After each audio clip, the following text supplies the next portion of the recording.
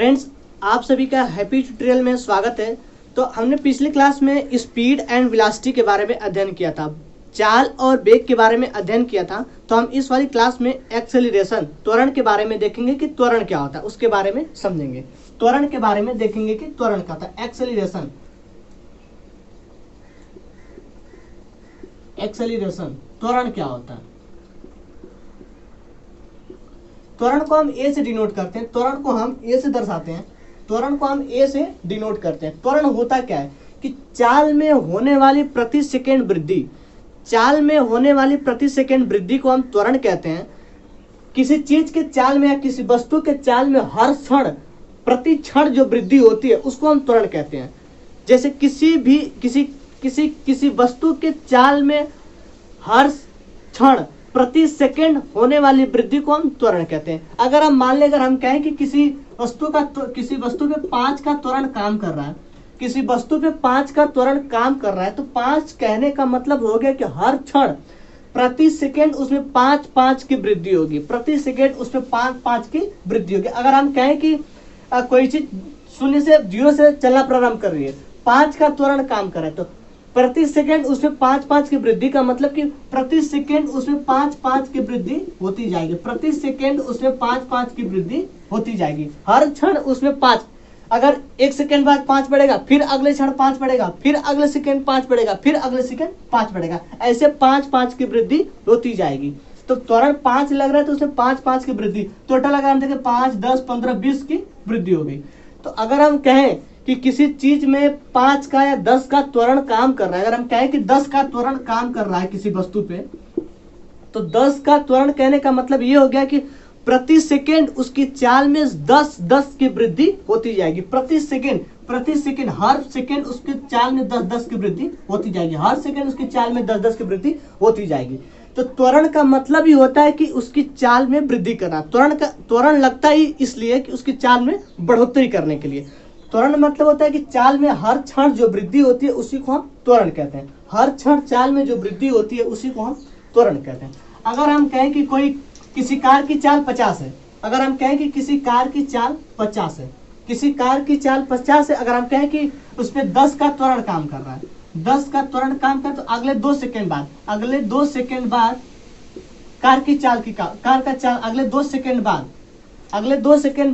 चाल क्या होगी, तो 10 का त्वरण काम करने का मतलब कि हर सेकंड उसके चाल में 10-10 की वृद्धि होगी। तो यहाँ पूछ रहा है कि कार की चाल पहले से ही 5 है, 10 का त्वरण लग रहा है, तो अगले 2 सेकंड बाद कार की चाल क्या होगी, अगले 2 सेकंड बाद कार की चाल क्या होगी। तो अब देखिए पहले से इसका 50 की चाल से आ रहा है, तो 10 का त्वरण काम करेंगे मतलब हर क्षण उसमें 10-10 की वृद्धि होती जाएगी, हर क्षण उसमें 10-10 की वृद्धि होती जाएगी। तो यहाँ पूछ रहा है कि 50 की स्पीड उसकी 50 है, त्वरण 10 काम कर रहा है, तो 2 सेकंड बाद कार की चाल क्या होगी, तो 2 सेकंड हर क्षण 10-10 की वृद्धि, 2 सेकंड हो रहा है तो 2 सेकंड 10-10 की वृद्धि की, पहले क्षण 10 की वृद्धि और दूसरे सेकंड 10 की वृद्धि, तो टोटल कार की चाल हो जाएगी 70, टोटल कार की चाल बढ़ के 70 हो जाएगी।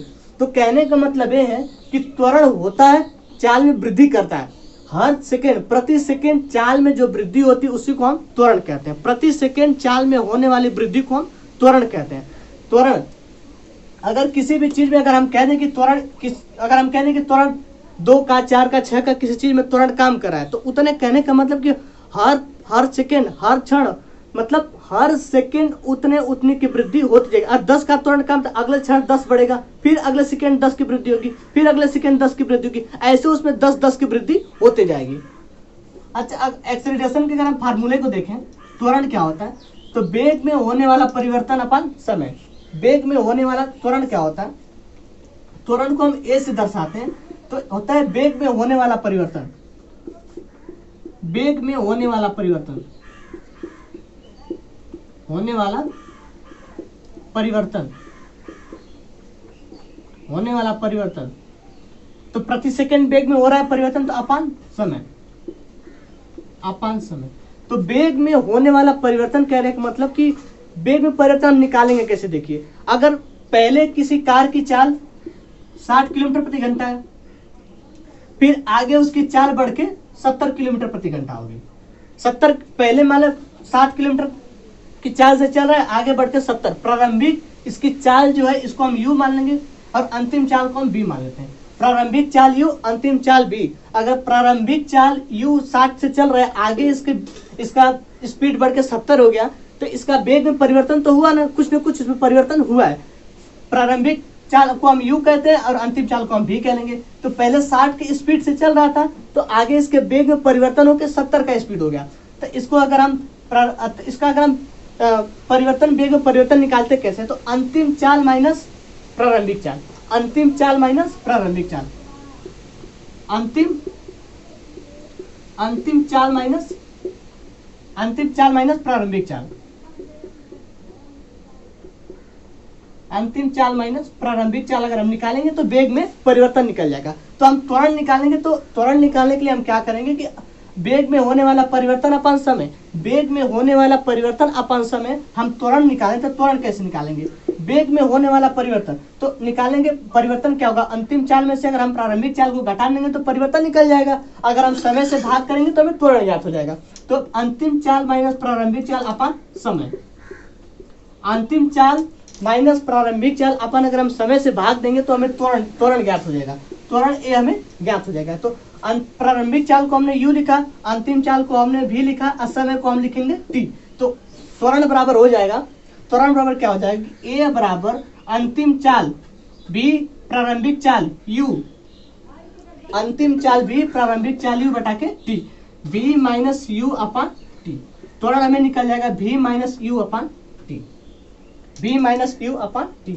तो वेग में होने वाला प्रति सेकंड परिवर्तन को हम त्वरण कहते हैं। त्वरण बराबर होता है अंतिम चाल माइनस प्रारंभिक चाल अपान समय, अंतिम चाल माइनस प्रारंभिक चाल अपान समय। अगर हम अंतिम चाल में से प्रारंभिक चाल को घटा के समय से भाग देंगे तो हमें त्वरण ज्ञात हो जाएगा। तो इसको हम लिख देंगे ए बराबर त्वरण ए बराबर v minus you plus v minus you upon T. ये हो जाएगा त्वरण, ये हो जाएगा त्वरण। तो अगर हम एक और सवाल से हम त्वरण को समझते हैं, एक और सवाल से हम इसको मिटा रहे हैं। एक सवाल देखते हैं, जैसे हम कहें कि कोई कार 60 की स्पीड से आ रही है, कोई कार, मान ली एक कार 60 किलोमीटर प्रति घंटा की स्पीड से आ रही है, स्पीड से आ रही है, उसमें त्वरण 5 का त्वरण काम कर रहा है, 5 का त्वरण लगा। तो अगले 4 सेकेंड बाद, अगले 4 सेकेंड बाद कार की चाल क्या होगी, कार की चाल क्या होगी। कह रहा है कि कोई 60 की स्पीड से कोई कार आ रही है, उसमें 5 का त्वरण काम कर रहा है। तो अगले 4 सेकेंड बाद कार की चाल क्या होगी, अगले 4 सेकेंड बाद कार की चाल क्या होगी। तो प्रति सेकंड वृद्धि हो रही है 5 की, 4 सेकंड तक वृद्धि 5 की होगी। तो 60 के स्पीड से पहले ही आ रहा है, प्लस त्वरण 5 का काम कर रहा है इंटू 4 सेकंड बाद। तो लिखेंगे 60 प्लस 5 चौक को 20 बराबर 60 प्लस 20 बराबर 80। तो अगले 4 सेकंड बाद कार की चाल हो जाएगी 80 किलोमीटर प्रति घंटा। इसको हम ऐसे भी देख सकते हैं, जैसे कि अच्छा इसको हम देखते हैं, ऐसे लिखते हैं, ये प्रारंभिक चाल हो गया u, प्रारंभिक चाल u और त्वरण हो गया a इंटू समय t। प्रारंभिक चाल को हम u से दिखाते हैं, प्लस त्वरण 5 से काम करे, त्वरण को हम a से डिनोट करते हैं, और 4 सेकंड बाद तो हम समय को t से। तो हमको अंतिम चाल जो निकले, अंतिम चाल v, अंतिम चाल को हम v से डिनोट करते हैं। तो अंतिम चाल v यहाँ निकला, तो इसको हम लिख देंगे v बराबर u प्लस at। इस फार्मूले पर हम रख के इसको सॉल्व कर सकते हैं, v बराबर u प्लस at। अब v बराबर u प्लस at पे हम रख के देखते हैं, v बराबर u प्लस at पे हम रख के यहाँ देखते हैं, v बराबर u प्लस at। क्या कह रहा है कि प्रारंभिक चाल इसकी 60 किलोमीटर प्रति घंटा है, तो हम लिखेंगे 60 प्लस त्वरण कितने का काम कर रहा है, 5 का त्वरण काम कर रहा है, तो लिखेंगे 5 इंटू समय 4 सेकेंड बाद उसकी अंतिम चाल क्या होगी। तो पूछ रहा है, यहाँ लिखेंगे 4। तो अब इसको हम हल करेंगे, v अंतिम चाल बराबर 60 प्लस 5 इंटू 4 हो जाएगा 20। अब इसको अंतिम चाल बराबर v अंतिम चाल बराबर हो जाएगा 60 प्लस 20 अपन 80 किलोमीटर प्रति घंटा। तो इसकी अंतिम चाल हो जाएगी 80 किलोमीटर प्रति घंटा। अगर 60 की स्पीड से कार चल के आ रही है, अगर 5 का त्वरण काम करता, अगले 4 सेकेंड बाद इसकी स्पीड हो जाएगी 80 किलोमीटर प्रति घंटा। आगे हम देखते हैं, अब देखते हैं मोशन ऑफ इक्वेशन को देखते हैं। मोशन ऑफ इक्वेशन को आगे हम हल करेंगे, इसको हम इरेज करते हैं। मोशन ऑफ इक्वेशन, गति के समीकरण को देखेंगे, जिसको हम गैलीलियो का समीकरण कहते हैं। गैलीलियो का समीकरण कहते हैं। पहला गति का समीकरण क्या है? पहला कि b बराबर u plus A T, B बराबर u प्लस ए टी। दूसरा है s बराबर U T plus half A T square. और तीसरा बी स्क्वायर बराबर यू स्क्वायर प्लस 2a।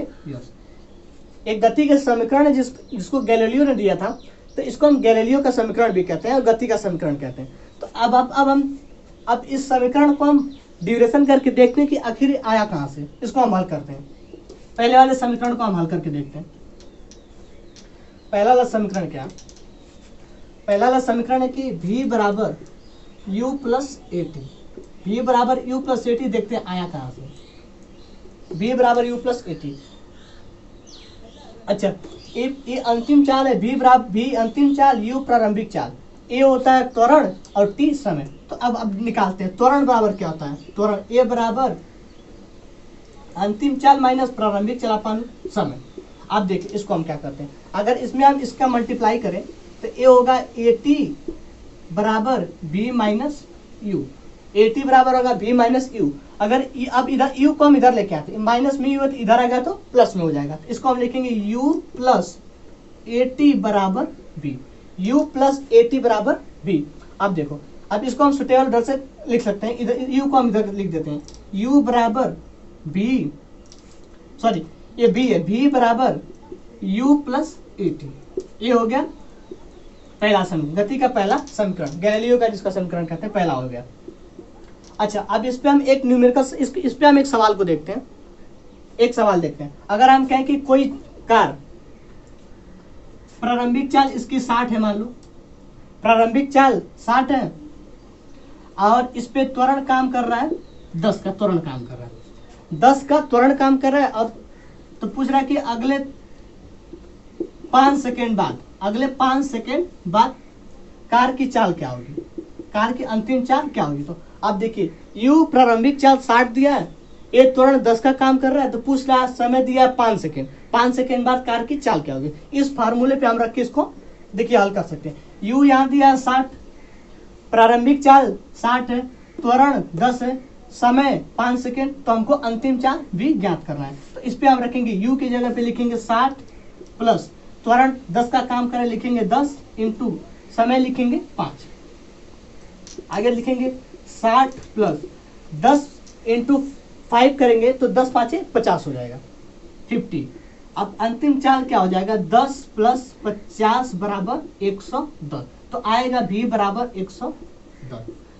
मतलब कि अगर प्रारंभिक चाल 60 की स्पीड है, 60 है, त्वरण 10 है, तो 5 सेकेंड बाद कार की चाल होगी 110। अब हम आगे दूसरे वाले इक्वेशन को हल कर, उसको ड्यूरेशन करते हैं, देखते हैं कैसे अगला वाला फार्मूला बना। अगले वाले फार्मूले को हम हल करते हैं।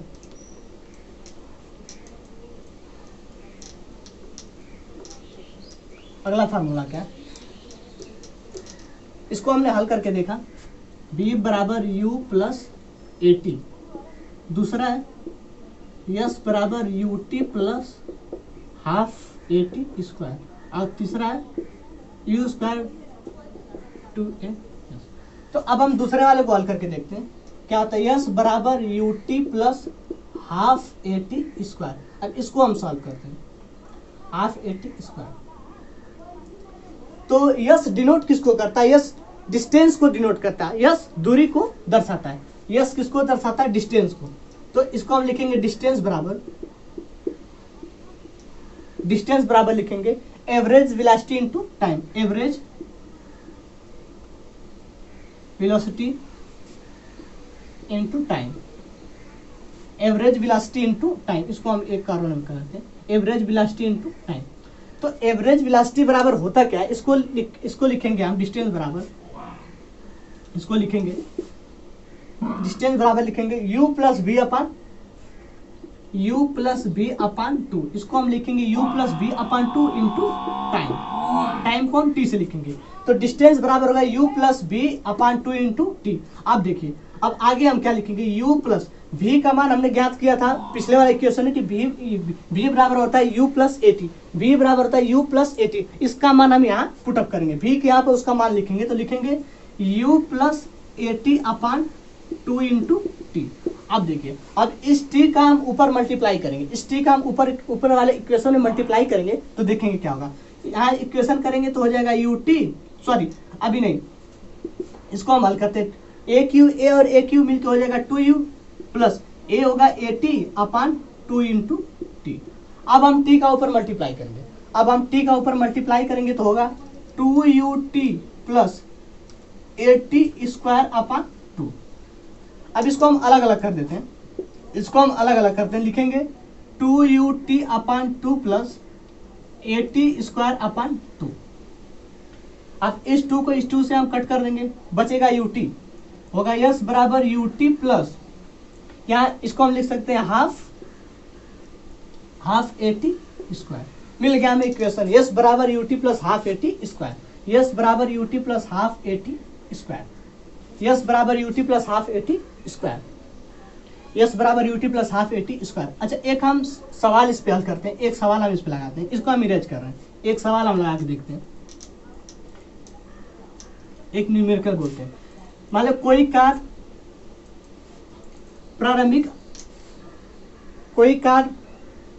प्रारंभिक अवस्था से चलना प्रारंभ करती है। मान लो u बराबर 0, प्रारंभिक चाल 0 है, प्रारंभिक चाल इसकी मान लो कि 0 है, प्रारंभिक चाल 0 है, इसमें त्वरण 20 का त्वरण काम कर रहा है, 20 का त्वरण काम कर रहा है, तो 30 सेकेंड बाद 10 सेकेंड बाद कितनी दूर चलेगी, 10 सेकेंड बाद कितनी दूरी तय करेगी। मान लो उसकी प्रारंभिक चाल 0 है, त्वरण 20 लग रहा है, तो 10 सेकेंड बाद कितनी दूरी तय करेगी, तो हमको यहाँ दूरी ज्ञात करना है। तो दूरी ज्ञात करने का फार्मूला क्या है, यस दूरी को डिनोट करता है डिस्टेंस को, तो इस वाले फार्मूले में हम रखेंगे यस बराबर ut plus half A T square में रख के हम देखते हैं क्या करें, यस बराबर ut plus half A T square, तो यस बराबर ut plus half A T square में रखेंगे तो u का मान प्रारंभिक चाल 0 दिया है, इंटू समय दिया है 10, प्लस हाफ त्वरण कितना काम कर रहा है 20 का, इंटू समय कितना है 10 का स्क्वायर, 10 का स्क्वायर टी स्क्वायर होता है। तो अगर हम 0 में 10 का मल्टीप्लाई करेंगे तो शून्य बचेगा, यहाँ इसका काम खत्म हो गया, होगा यस बराबर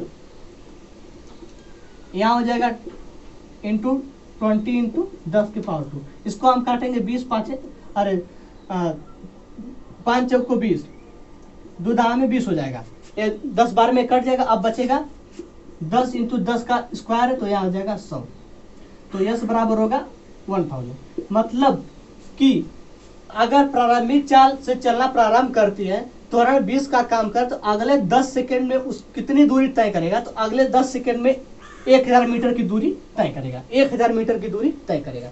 एक और सवाल को हम लग के देखें, एक और सवाल इसी पे लगाते हैं, एक और सवाल देखते हैं। अगर हम कहेंगे कि कोई कार विरामावस्था से चलना प्रारंभ करती है, कोई कार विरामावस्था से चलना प्रारंभ करती है, तो विरामावस्था करने का मतलब कि उसकी प्रारंभिक चाल शून्य होगी, प्रारंभिक चाल शून्य होगी। मान लो त्वरण उस पर 10 का त्वरण काम कर रहा है, और अगर फिर 5 सेकेंड बाद कितनी दूरी तय करेगी, 5 सेकेंड बाद कितनी दूरी तय करेगी। विरामावस्था से चलना प्रारंभ करती है, 10 का त्वरण काम कर रहा है, तो अगले 5 सेकेंड में कितनी दूरी तय करेगी। तो हम देखिए इस फार्मूले पर, दूरी वाले फार्मूले पर रख के निकालेंगे, यस बराबर ut plus half A T square पर रखेंगे, तो u बराबर 0, प्रारंभिक चाल विरामावस्था से चलना प्रारंभ करें तो मतलब कि प्रारंभिक चाल जरूर 0 होगा, तो लिखेंगे 0 इंटू समय कितना है 5, प्लस हाफ त्वरण कितने का काम कर रहा है 10 का, इंटू समय कितना है 5 का स्क्वायर, 5 का स्क्वायर। अब देखिए अब इसमें हम इसका मल्टीप्लाई करेंगे तो शून्य कुछ नहीं बचेगा, बचेगा हाफ इंटू 10 इंटू 5 की पावर 2। अब इसको हम इसको कट करेंगे तो 5 दूनी 10, अब बचेगा दूरी यस बराबर 5 इंटू 5 का स्क्वायर कर जाएगा 25। तो अब बचेगा क्या, यस बराबर दूरी बराबर क्या बचेगा 125, 25 5 125। तो ये तो कहने का मतलब ये है कि अगर कोई कार विरामावस्था से चलना प्रारंभ करती है, उस पर 10 का त्वरण काम कर रहा है, तो अगले 10 सेकेंड बाद वो कितनी दूरी तय करेगी, नहीं सॉरी, अगले 5 सेकेंड बाद कितनी दूरी तय करेगी, तो अगले 5 सेकेंड बाद 125 मीटर की दूरी तय करेगी। अब हम तीसरे वाले इक्वेशन को सॉल्व करके देखते हैं। तीसरे वाले इक्वेशन को सॉल्व करते हैं। अगले इक्वेशन को हम सॉल्व करते हैं। अगले वाले इक्वेशन को सॉल्व करते हैं। अगला इक्वेशन क्या है, यू स्क्वायर बराबर यू स्क्वायर प्लस 2as, इसको हम सॉल्व करेंगे। तो हम दूसरे इक्वेशन और पहले इक्वेशन की मदद से हम इस वाले इक्वेशन को सॉल्व कर सकते हैं। दूसरा इक्वेशन क्या है, दूसरा इक्वेशन है यस बराबर U T plus half A T square, और पहला इक्वेशन है v बराबर u प्लस ए टी। अब देखिए इसको हम सॉल्व करते हैं। इसको हम लिख सकते हैं ए टी बराबर b minus you, A T बराबर b माइनस यू, या फिर हम इसको लिखेंगे, इसको हम लिख सकते हैं t बराबर b minus you upon A, t बराबर b माइनस यू अपन अब। अब हम t के मान को हम इक्वेशन नंबर फर्स्ट में रखेंगे। इक्वेशन नंबर फर्स्ट में हम इसकी वैल्यू को पुटअप करेंगे। अब देखिए t की वैल्यू को हम इसमें रखते हैं, लिखेंगे यस बराबर U T plus half A T square. इसमें हम t की वैल्यू को पुटअप करेंगे, देखते हैं यस बराबर क्या होगा। u t की वैल्यू क्या है, b minus you upon A plus half A T की वैल्यू क्या है, b माइनस यू अपन ए का यहाँ स्क्वायर तो होल स्क्वायर हो जाएगा। अब देखिए इसको हम सॉल्व करके देखते हैं। इसको हम सॉल्व करते हैं, क्या लिखेंगे, u बराबर, इसको हम इस पे मल्टीप्लाई करेंगे, होता है यू भी माइनस यू स्क्वायर अपान ए हो जाएगा प्लस 1/2a। अब इसको हम स्क्वायर करेंगे तो होगा, इसको स्क्वायर करेंगे होता है v square plus U square minus 2u upon 2a square. अब देखिए एक a से एक a को हम कैंसिल कर देंगे। अब आगे क्या लिखेंगे, B U minus U square upon A plus 1/2 B square plus U square minus 2u upon A. अब इसका मल्टीप्लाई हम इसमें करेंगे, आगे हम देखते हैं। इसको हम ऊपर लिखते हैं, सॉरी यहाँ हम इसको मिटा के ऊपर लिखते हैं, इधर इसमें हम सॉल्व करते हैं। अब इसको हम लिखेंगे U B minus U square upon A plus, इसका मल्टीप्लाई इसमें करेंगे तो होगा 2a B square minus U square minus 2u upon 2a, इतना होगा। अब देखिए यस बराबर इसका हम अगर एलसीएम लेंगे तो आएगा 2a। अब 2a एलसीएम आएगा तो इसको हम लिखेंगे 2u minus 2u square plus B square plus U square minus 2u। अब देखिए यहाँ 2u plus 2u minus cut जाएगा। अब हम लिखेंगे यस बराबर 2u स्क्वायर माइनस में यहाँ यू स्क्वायर प्लस में, तो एक यू स्क्वायर में से 2u स्क्वायर में से एक यू स्क्वायर घटाएंगे तो बचेगा U square plus B square upon 2a। अब देखिए अब इसका मल्टीप्लाई अब इसमें करते हैं तो आएगा 2as बराबर U square plus B square. ये हमारा थर्ड इक्वेशन आ गया। यू स्क्वायर बी स्क्वायर बराबर यू स्क्वायर प्लस 2a। इसको हम लिख सकते हैं बी स्क्वायर बराबर यू स्क्वायर प्लस 2as। ये हमारा थर्ड इक्वेशन हो गया। गति का तीसरा समीकरण हो गया।